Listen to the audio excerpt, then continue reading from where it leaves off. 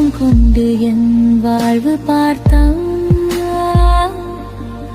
6 ஒளிகள் போல என் கனவுகளை நீ காத்தாய். என் கண்ணீர் துளிகள் பூஜையானது. என்னுடன் அதை நீ தூய்மையாக்கினாய். சுவாமி மலை பாதை மெதுவான ராகம் போலே, ஒவ்வொரு அடியும் எனக்கு புனித பாடலாகும். உன் அருள் வந்தாலே நான் முழுமையாகும். நீ எனக்கருகில் இருந்தால் நான் சேர்ந்திடுவே.